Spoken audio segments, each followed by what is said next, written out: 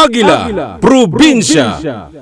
Mga balitang kinalap at nagdagit ng mga Agila correspondents sa iba't ibang panig ng bansa. Agila, Probinsya. Pinakamabilis na impormasyon dahil sa bawat bayan may Agila.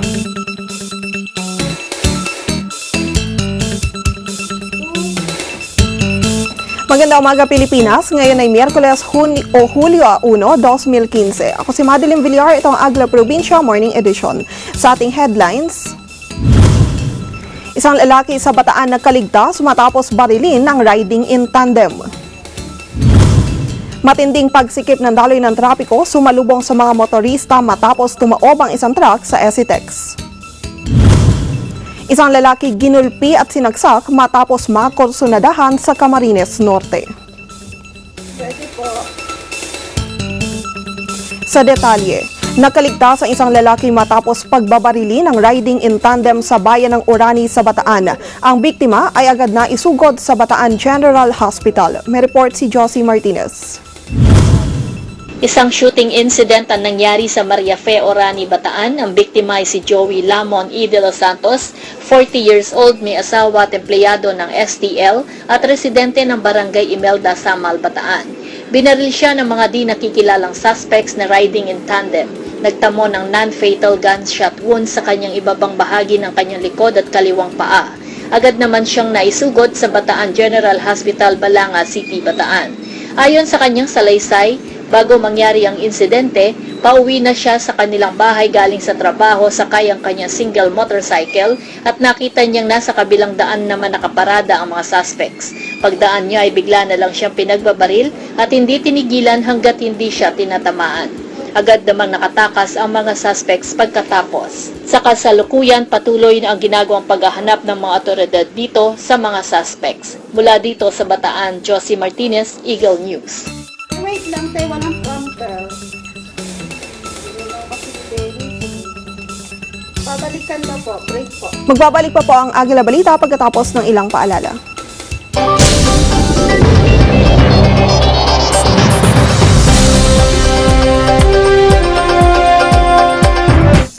Ang morning show na talagang magpapaganda ng umaga ninyo. Kwentuhang may saysay. Kahit anong topic, mapag-uusapan. Basta makabuluhan at makatutulong sa ating mga kababayan. Dito pa lamang kumpleto na ang umaga ninyo. Samahan ang masayang barkada ng pambansang almusal mula alas 6 hanggang alas 7 ng umaga.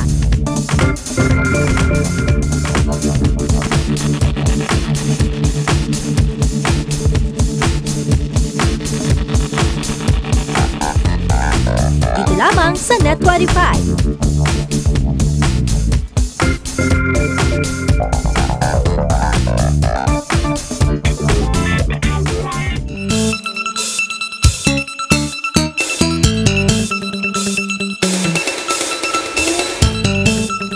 Tumaob ang isang truck matapos mawala ng kontrol ang driver sa kahabaan ng SCTEX sa bahagi ng Concepcion, Tarlac. Nagdulot naman ang pagsikip sa daloy ng trapiko ang insidente matapos kumalat sa kalsada ang mga namatay na baboy mula sa truck. May report si Christian Vargas. Isang truck na may kargang baboy ang tumaob sa SCTEX sa bandang Concepcion, Tarlac. Ayon sa investigation ng traffic management ng SCTEX, binabagtas ng nasabing truck ang kahabaan ng westbound lane malapit sa Concepcion exit ng SCTEX nang nawala ng control ang driver, kaya tuluyan tumaob ang nasabing truck. Patay ang ilang baboy na karga nito at ang ilan naman ay nagkalat sa gitnang bahagi ng SCTEX. Tumangging magbigay ng panayam ang driver at pahinante ng naaksidenteng truck. Nagtamo ng ilang gasgas sa katawan ang driver at ang pahinante. Dahil sa aksidente, nagdulot ng mabigat na daloy ng trapiko. Mula dito sa Concepcion, Tarlac, kasama si Froilan Bautista, Christian Vargas, Eagle News. Gulpi at saksak ang inabot ng isang lalaki matapos makursunadahan ang dalawang lalaking sakay ng motorsiklo. Maging ang pulis na nagtangkang umawat sa insidente ay nadamay din. May detalye si John Louis Manabat. Sakay ng tricycle ang mag-asawang nagngangalang Mirna Abejero, 36 taong gulang, at ang kanyang asawa kasama ang kanilang 3 taong gulang na anak ng pagtulungan, suntukin at pagkatapos ay saksakin ang asawang nagngangalang Jay Abejero. Sakay ng isang motorsiklo, mabilis na bumaba ang magkapatid na sina Arlie Cabarle at Ninolito Cabarle y Zabala. nakatira sa Purok 3, Barangay Magtagbak, Bayan ng Daet, at pagtapat sa isang traffic light ay sinagawa ang naturang krimen. Sinubukang awatin ni PO1 Beverly de Mesa ang galing sa isang police outpost na halos sumigit kumulang 10 metro lang ang layo sa naturang pangyayari. Subalit bigla siyang hinataw ng lagari sa bakal na naging sanhi ng malaki at malalim na hiwang sugat sa kaliwang braso sapagkat ang mismong talim ng naturang lagari ay tumama dito. Huli ang nagngangalang Arlie at nakatakas naman si Nonolito. Natagpuan sa kanilang ginamit na motor ang isang fan knife at pinaghihinala ang kasangkapan o parapernalya sa paggamit ng shabu. Hindi umabot ng buhay ang sinaksak na lalaki at nilapatan naman ng pangunahing lunas ang naturang babaeng pulis. John Louis Manabat, Eagle News. Arestadong isang 39 anyos na lalaki sa ginawang Oplan Sita ng Tarlac Police Provincial Office. Nakuha pa sa suspect ang 20 sachet ng shabu, isang 99 mm na kalibre ng baril at 7 bala. May report si Aser Bulanadi. Isang 39 anyos na lalaki na kilala sa pagtutulak na illegal na droga ang nadakip na mga tauhan ng Tarlac Police Provincial Office PPSC matapos na sila ay magsagawa ng Oplan Sita sa Barangay Karangyan, Tarlac City. Ang suspect ay kinilala ni Police Senior Inspector Elohio Malikdan Lampi III na si Manny Roldan Corpus, 39 anyos, may asawa at residente ng Zone 6, Barangay Tarihi, Tarlac City. Nakumpiska mula kay Corpus ang may 20 sachet ng shabu na may kabuuang bilang na 64.226 grams at isang baril na caliber 9mm pistol at magazine na may 7 bala. Ang suspect ay dinakip ni na PO2 Tristan Harabejo at PO1 Shani Clemente ng Team Tugis sakay ng isang Rakal motorcycle na may plate number 2323XO. Nang pababain ng suspect sa kanyang motorsiklo, napansin ng mga pulis na may nakabukol sa kanyang bewang. Nadiskubre ng baril pala at isang belt bag na may lamang mga illegal na droga ang nakabukol sa bewang ng suspect. Si Corpus ay sinampahan ng kasong paglabag sa RA 9165 o illegal drugs at RA 10591 dahil sa illegal possession of firearms and ammunition. Sa pangalan nila Jun Santiago at Ray de la Cruz mula dito sa Tarlac City, Aser Bulanadi, Eagle News. Ang iba pang balita mula sa iba't ibang lalawigan sa pagbabalik na Agdala Probinsya.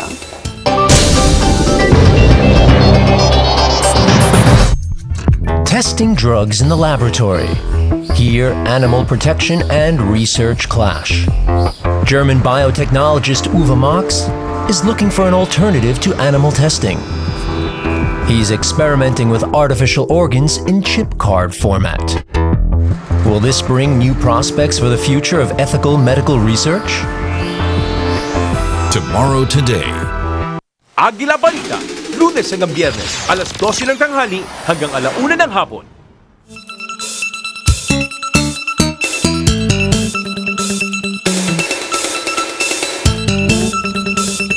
Nagsagawa ang SICA o CIRIB Ilocano Association Municipal Environment Office, DOT at ilang LGUs ng Coastal Cleanup Drive sa lalawigan ng Ilocos Norte. Ito ay upang ipaalala sa mga mamamayan ang kahalagahan ng proper waste management. Mahigit 100 naman ang nakiisa sa nasabing aktibidad. May detalye si Welo Reyes.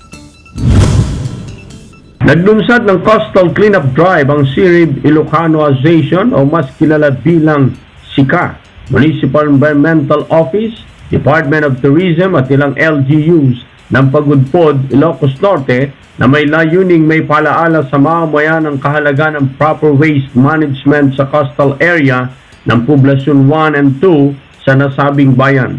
Humigit 150 na mga guro mag-aaral ng Pagudpod National High School, espesyales ng komunidad at mga volunteers ang nakiisa.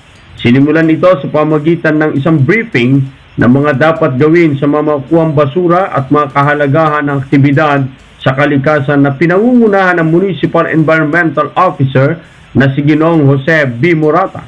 Na ayon sa kanya, ito isang paraan upang mapanatili ang kalinisan ng mga coastal areas na nasasaad sa Pagudpod Integrated Coastal Management Plan at Executive Order 533.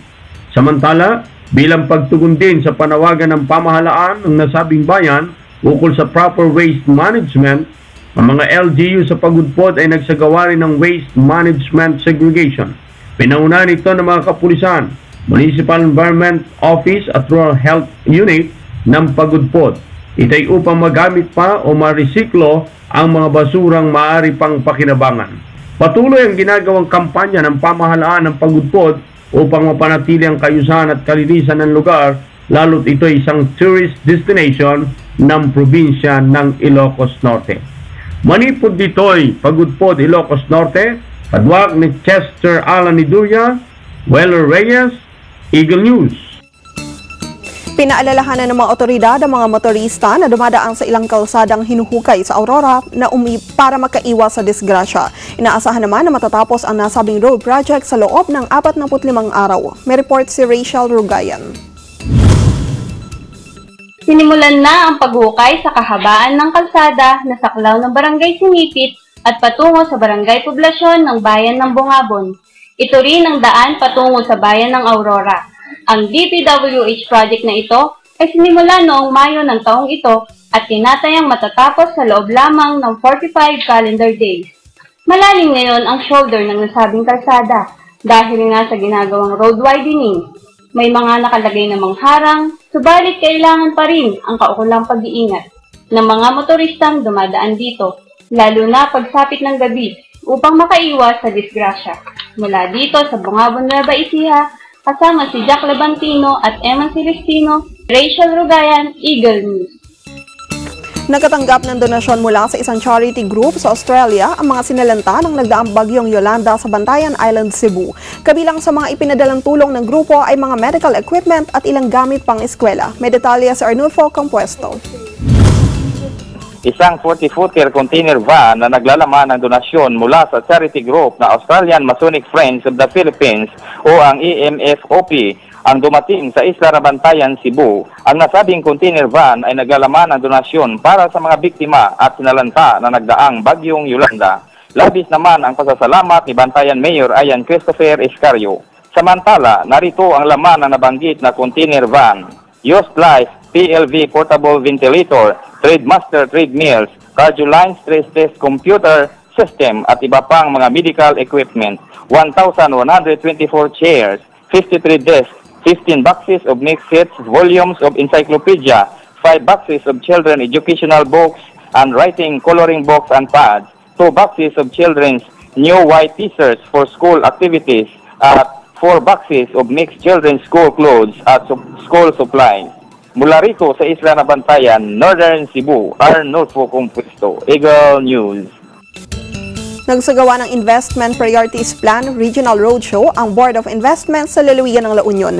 Layo nito na makapagtatag ng mga angkop na industriya sa bawat lugar sa pamamagitan ng magagandang polisiya, mga inisyatibo at insentibo. May detalye si Joshua Guerrero. Nagsagawa ng Investment Priorities Plan 2014-2016 Regional Roadshow ang Board of Investment sa pangunguna ni Ginoong Efren Lanyo, ang Management Services Group Executive Director sa Diego Silang Hall ng Provincial Capital ng La Union. Dumalo sa pagtitipong itong mga kawani mula sa iba't ibang ehensya ng pamahalaan, Chambers of Commerce, mga business support organizations, mga LGUs, mga miyembro ng Regional Development Council, NGOs at consumer organizations. Ayon kay Mr. Lanyo, ang IPP ay programa ng pamahalaan patungkol sa pamumuhunan na ang layunin nito ay makapagtatag ng mga angkop na industriya sa bawat lugar sa pamamagitan ng magagandang polisiya, mga inisyatibo at mga insentibo. Ang IPP ay nakaangkla sa temang Industry Development for Inclusive Growth, inisyatibo ng BOI na makapagbigay tulong at maging kaagapay ng bawat rehiyon sa pamamagitan ng pagbibigay kaalaman sa publiko ng magagandang katangiang may dudulot ng IPP. Halimbawa ay ang pagsasayos ng infrastruktura, mga local policies, mga insentibo para sa mamumuhunan at iba pa. Malaking may tutulong ng IPP upang maisulong ang ekonomiya ng bansa para maging globally competitive, lalo na sa pagpasok ng ASEAN integration. Anila, sa sama-samang pagtutulungan ng bawat sektor ng lipunan ay may aangat ang kabuhayan ng bawat lokalidad, maging ang kabuhayan ng bawat sambahayan na kapaloob dito. Mula dito sa La Union, Joshua Guerrero, Eagle News. Pinarangalan ang Surigao City Police Station bilang Best Police Station pagdating sa community relations sa buong Caraga Region. Ipinagkalooban ng sabing parangal kasabay ng pagbubukas ng ika-20 selebrasyon ng Police Community Relations Month. May detalye si Jabez Juanite. Itinanghal bilang Best City Police Station in Police Community Relations ngayong taon ang Surigao City Police Station sa buong rehiyon ng Caraga. Ito ay kasabay sa pagbubukas ng ika-20 selebrasyon ng Police Community Relation Month na isinagawa sa Police Regional Office 13, Camp Rafael E. Rodriguez, Libertad, Butuan City. Nakamit ng Surigao City PNP ang nasabing parangal dahil sa kanilang mga nagawang programa, proyekto, plano at pagtulong sa mga barangay na nasasakupan. Lubos naman ang pasasalamat ni Police Senior Inspector Tessie Ruby Meleta, PCR Officer, sa pakikiisa at tulong ng mga Surigaonon sa kanilang mga adhikain para sa maganda at matibay na relasyon. Gikan diri sa Surigao City, Jabez Juanite, Eagle News. Ang iba pang balita mula sa iba't ibang lalawigan sa pagbabalik na Agila Probinsya.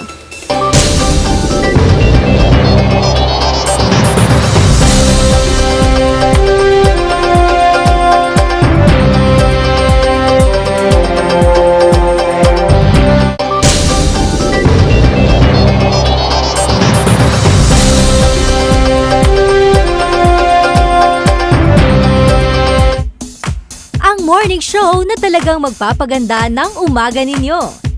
Kwentuhang may saysay, kahit anong topic mapag-uusapan, basta makabuluhan at makatutulong sa ating mga kababayan. Dito pa lamang kumpleto na ang umaga ninyo. Samahan ang masayang barkada ng pambansang almusal mula alas 6 hanggang alas 7 ng umaga.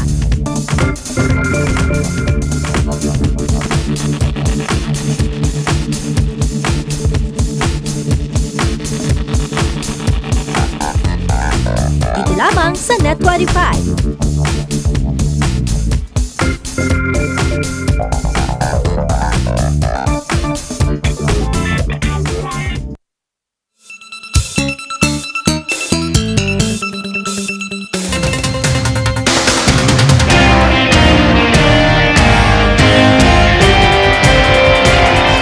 Alamin natin ang iba pang balita sa probinsya sa Provincial Roundup ni Raymer Caral. Sa iba pa nating balita sa lalawigan. Unahin natin ang lalawigan ng Negros Oriental. Isang babae ang sinasabing salvage victim. Nakita ito sa damang lugar ng Canlaques Barangay Manlipak sa Baay City sa lalawigan ng Negros Oriental. Hanggang sa ngayon hindi pa nakikilala ang babaeng biktima kung saan patuloy ang investigasyon ng mga otoridad. Samantala meron namang report na missing ang mga pulis sa bayan ng Mabinay na taga-barangay Bagtik Mabinay ang naturang biktima. Nakikipag-coordinate na ngayon ang pulisyan ng Baay City sa Mabinay PNP. Isunod natin ang lalawigan ng Laguna. Isang bahay ang nasunog sa barangay Aplaya, Calamba City, lalawigan ng Laguna. Sa investigasyon ng Bureau of Fire Protection o BFP Laguna, nagmula ang sunog sa isang nag-overheat na electric fan. Agad naman nagresponde ang Bureau of Fire Protection o BFP Laguna dahilan upang hindi madamay ang mga nakatabing establishmento. At sa lalawigan ng Bataan, dalawang 10-wheeler truck ang bumangga sa isang bakanting talyer na pag-aari ni Mr. Jesse Rocco sa bayan ng Maribeles sa lalawigan ng Bataan. Ang dalawang 10-wheeler truck ay parehong pag-aari ng Nicolin Trucking Company na nakabase sa bahagi ng Baliwag, Bulacan. Ayon sa kasama ng bumangang truck, magkakasunod silang umalis sa bayan ng Maribeles pare-parehong may kargang feeds nang biglang mawala ng preno ang isang truck na may plakang CXS675 at bumangga ito sa huling bahagi ng isa pang truck na may plakang CXS715. At yan ang Provincial Roundup. Ako si Raymer Caral. Natapos na ang 5 linggong seminar on basic gun safety training. Ang nasabing aktibidad ay dinaluhan ng ilang piling kagawad ng media. May report si Alejandro Javier. Tinapos kahapon ng 20 miyembro ng piling media sa Bicol sa pamamagitan ng punshot sa firing range ng Campo General Simeon Ola ang 5 linggong seminar o basic gun safety. Ang programa ay pinangunahan ni Bicol PNP Regional Director Chief Superintendent Victor Diona at ng Pro5 Press Corps kung saan sinimula noong buwan ng Mayo sa pamamagitan ng pagtuturo sa ligtas at responsableng paghawak ng baril. Ayon kay Senior Inspector Malu Kalubakib, Information Officer ng Police Regional Office 5, parte umano ito ng kanilang action plan. As part of PIO's action plan, maging aware yung ating mga media partners for gun safety. So basically, yun ang pinaka-aim natin na magkaroon ng kaalaman yung mga kasama natin sa media ng proper handling of firearms. And then magkaroon din sila ng get the feel kung paano talaga paggamit ng firearms. Hindi lang yung tinitingnan nila yung mga several na mga cases natin, but to get the feel of the firearms. Laking pasalamat naman ng mga mamamahayag sa programang ipinagkaloob sa kanila ng liderato ng PNP sa Kabikulan. Ayon kay Mr. Alex Mirandilla, presidente ng Pro-5 Press Corps, napakalaking pagkakataon na niya ito sa mga mamamahayag ng Bicol para matuto sa ligtas at responsableng paghawak ng baril. Unang hakbang umano ito sa kanilang kahilingang magkaroon ng armas ang mga mamamahayag dahil sa peligro ng uri ng kanilang trabaho, lalo na sa ilang nakatatanggap ng banta sa kanilang mga buhay.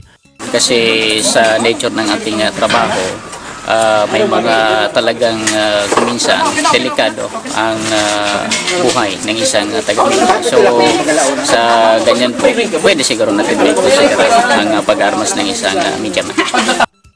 Sa buong Kabikulan, aabot umano ng 10 media ang napapatay at kahit isa ay hindi nabigyan ng hustisya. Pinakahuling napatay ay si Romeo Olea ng lungsod ng Iriga sa lalawigan ng Camarines Sur na binaril 2 taon na nakakalipas. Alejandro Javier, Eagle News. Dinaluhan ng mahigit 8,000 motocross enthusiast ang first Mayor Jean Feliciano Invitational Motocross sa LGU Racetrack sa bayan ng Brooks Point. Layo nito na ipromote ang motocross sa bayan ng Brooks Point at upang makilala ang naturang bayan maging ang taglay nitong kagandahan. May report si Joel Marquez. Sinagawa sa bayan ng Brooks Point ang first Mayor Jean Feliciano Invitational Motocross sa LGU Racetrack, Barangay Tubtub sa naturang bayan. Ito ay inorganize ni Engineer Raul Quijano Jr. ng Brooks Point LGU. Nagparehistro ang humigit kumulang 80 beginners sa lahat ng kategorya, tulad ng Open Scooter, Open Pantra, Beginner Enduro, Novice Enduro, Intermediate Enduro, Pit Bike, Veterans, and Open Production. Layunin ng nasabing Invitational Open ay upang ipromote ang motocross sa bayan ng Brooks Point at upang makilala ang naturang bayan maging ang taglay nitong kagandahan. Ito ay dinaluhan at sinaksihan ang mahigit sa 8,000 mga motocross enthusiasts mula sa iba't ibang bayan ng Brooks Point, Sopronio Española, Batarasa, Nara, Quezon at Puerto Princesa. Mula rito sa lalawigan ng Palawan, Joel Marquez, Eagle News. Iyan ang mga balitang tinutukan ng ating mga Agila correspondent mula sa iba't ibang sulok ng Pilipinas. Mula Lunes hanggang Biyernes sa ganap na 11:30 ng umaga. Ako po si Madeline Villar, ang inyong naging tagapaghatid balita. Susunod na ang Agila Balita kasama si former Congressman Angelo Palmones. Magandang umaga po sa inyong lahat.